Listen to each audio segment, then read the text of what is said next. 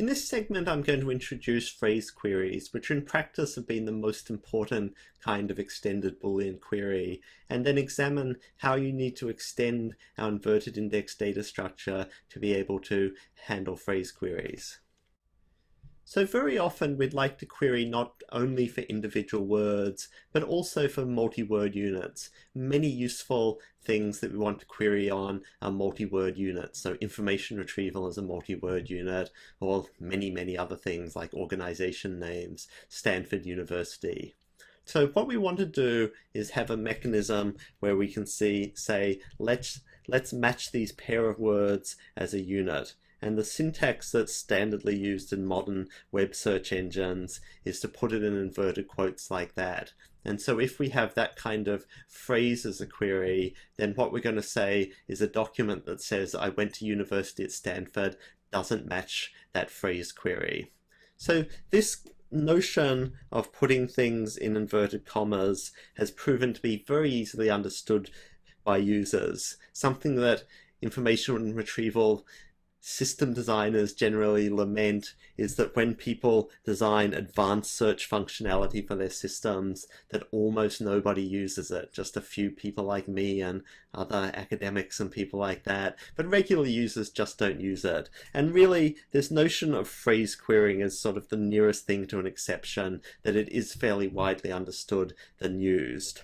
But I'll point out that as well as overt phrase queries like this, there's actually another interesting phenomenon, is that many other queries are implicit phrase queries. So someone will give us their query San Francisco or something like that. And well, really what they want to do is have it interpreted as a phrase, but they just didn't bother or know to put the inverted quotes around it. So in modern web search engines, an active area of research has been how to identify these implicit phrases and take advantage of knowing it's an implicit phrase to alter what documents get returned. But we're going to leave that aside for the moment, and we're just going to deal with these explicit phrases and work out how we can do a good job at matching them with our information retrieval system. Okay, well first what should be clear is it no longer suffices to store just a term and a postings list of documents for each term, because if we have only that, we can easily find documents that contain two terms, but we have no idea whether the terms are adjacent to each other as a phrase in that document. The only way we could do it is by exhaustive post-processing of candidate documents to see if they actually did contain the phrase, and that would be extremely slow because we'd be back to linear scanning of documents. One way to solve this problem is the idea of a byword index. So for a byword index, what we do is we index every consecutive pair of terms as a phrase. So for example, if we have this text here, friends, Romans, countrymen, we generate the bywords of adjacent words of friends and Romans, and then we generate the byword of Romans, countrymen, and for each of these bywords is now a dictionary term. And so what does that mean? Well, that means that for each of these, we'd say that friends Romans occurs in, let's say this is document 17, and maybe it also occurs in documents 33, and Romans countrymen occurs in document 17, and it might occur in some other document. Well, if we build that, two-word phrase querying is now immediate, because if we want to find documents that contain friends Romans in them, we can just look up this dictionary entry and then grab the postings list that was returned for it. If we consider more complex cases, we can even basically handle those. So we can handle longer phrase queries by breaking them down. So if our phrase query is Stanford University, Palo Alto, we can break it up into an AND query of Stanford University and University Palo and Palo Alto. And so we can use our byword index to find documents that contain all three of these bigrams. Now, that's not going to be perfect. Without doing a linear scan through the docs, we can't be sure that the documents that we're returning actually have this continuous phrase, Stanford University, Palo Alto, but it seems highly likely that they will, because we have checked for each of these bigrams occurring. So there's a small chance of false positives, but it seems like we're in a pretty good state. So what are the issues with using a byword index? Well, as we noted before, there can be false positives in what's returned, but maybe that's not such a big problem. The big problem is that there's this enormous blow up of the index because our dictionary has gotten much more massive. So that means that, it's not practical to have tri-word and quad-word indices to actually exactly match longer queries. But even for bywords, we're then going to have the sort of potentially have the space of words squared possible dictionary entries. So because of that, byword indices are not the standard solution for handling phrase searching. But as I'll show, it wasn't useless that I explained them to you, because as I'll show at the end, they can be an important component of a solution. So what is the standard solution? The standard solution is to move to having a positional index. So the idea of the positional index is that in the postings we store not only the documents that contain a term, but also the position in each document where the term appears. So the organization of what we have now is in the dictionary we have a term and the document frequency of the term. And then when we point off to the postings lists, then instead of just having a list of document IDs, we then have a list of document IDs where for each document we then have a list of positions where the term occurs. Let's look at that concretely with an example. So here we have the word be, which occurs in almost 1 million documents, and then we have where. So in document 1, it occurs at words 7, 18, 33, etc. Document 2, it occurs in these 2 word positions. It doesn't occur in document 3. Document 4, it occurs in a bunch of places, and so on. And so with these, we can then be able to check whether phrases occur by then seeing whether words occur adjacent to each other. To get the idea of that, you could consider this little question here. So which of these 4 documents could contain to be or not to be based on those document positions? Now obviously we haven't seen the postings list for the other words, but just looking at where be occurs, which document is a candidate? So with this kind of data structure, we can handle phrase queries using a merge algorithm, much as we showed before. It's just a little bit hairier, because rather than just doing an intersection of the document IDs, we have to do this sort of 2-level algorithm where we both intersect the document IDs and then also check that there are compatible positions for the words occurring in a phrase. And so that means that we need to deal with a bit more than just equality. So for example, if we're wanting to find instances of the phrase information retrieval, what we want is that if the word information occurs at position 37 in a certain document, you want retrieval appearing at position 38 in the document.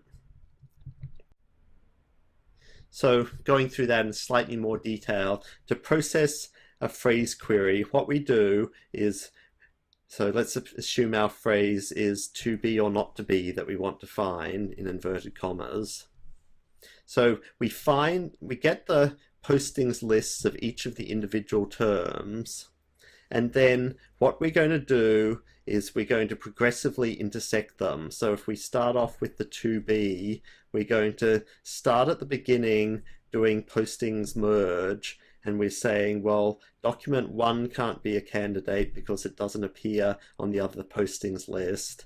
Document 2 can't be a candidate because it doesn't appear on the other postings list.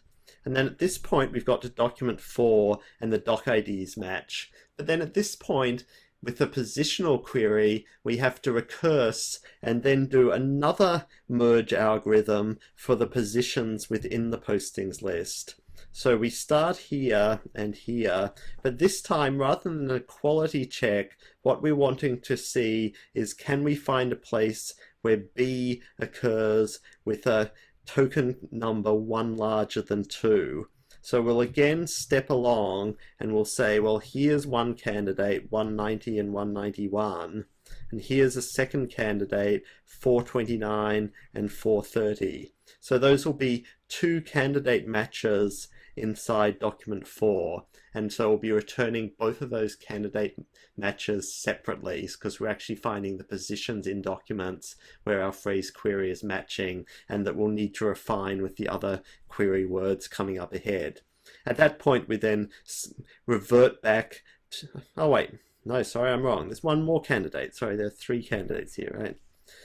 But once we've exhausted the positions in one document, we then revert up to the higher level of our postings merge, and then we say 5 is less than 7, so this gets crossed off, and then we advance that pointer and proceed along. And I hope you can see that actually this method works not only for phrase queries where the words are offset by 1, but you can actually use exactly the same method for the proximity queries that we saw earlier with the Westlaw service, where you could ask for one word being within 3 words of another word or something like that. Right, so that was the examples like this. So here we had limit within 3 words of statute, which is within 3 words of federal, within 2 words of tort. So we could use the same kind of techniques of optimizing the query, but if we started with this one, we're then having a condition on how close together the token position indices have to be to count as a match within a document. And so clearly positional indices can be used for these kind of proximity queries where byword indices do nothing for you. So I've sort of said the algorithm here, but it's something that you might want to work through very concretely, is how you can change the linear postings merge algorithms to handle proximity queries. In particular, you can think about how to get it to work for any value of k. It's actually a little bit tricky to do this correctly and efficiently, because you can have the within k words matching on either side of the word, and you have to keep track of things for the right number of words on each side. It'd be good to try and work out by yourself, but you can also see one example of an answer in the figure 212 of our Introduction to Information Retrieval book, which you can find free on the web to look at. So a positional index is great because it allows us to answer phrase queries and proximity queries, but there's a cost to a positional index, which is that our postings list just got a lot larger, because rather than only storing document IDs, they're storing document IDs and the offsets of tokens within the document. And that's a major factor, even though indices can be compressed.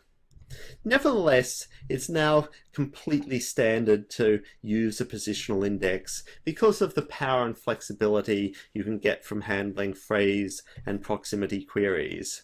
Whether they're being used explicitly in terms of having these kind of phrase queries or within 3 queries, or whether they're just being exploited to improve the ranking of a system when it's looking for implicit phrases. But as I said, the positional index gets much larger. And so when we're estimating the size of a positional index, we note that there has to be an entry for each occurrence of a word, not just once a document. So what that means is that the size of the index depends on the average length of the documents now. So if we have fairly short documents, it's not such a big deal, because actually most of the words that occur in a document occur only once or twice. But if we have very long documents, then that blows out the size of a positional index rather more. So for example, you can consider a word with a common word with frequency 0.1%. So this word occurs 1 word in 1,000 on average. And so, well, if you have a document size of average length 1,000, then we're kind of getting no blowout really from going to a positional index, because there'll only be one position being recorded. But if we have a document that's documents that are really long, then we might be getting 100 times blowout in the size of the positional index. So everything that depends, but just to give you some very rough rules of thumb for what is in some sense typical documents like web pages, that you might expect a positional index to be somewhere around 2 to 4 times as large as a non-positional index.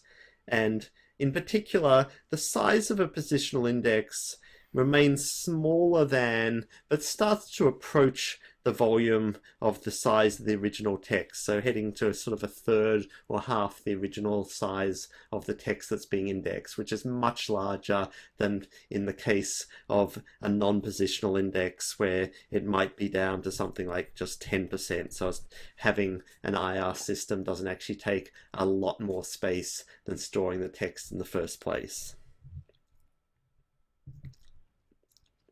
When I mentioned byword indices, that they aren't a useless idea, even though they're not normally the solution by themselves. And so let me just come back to that.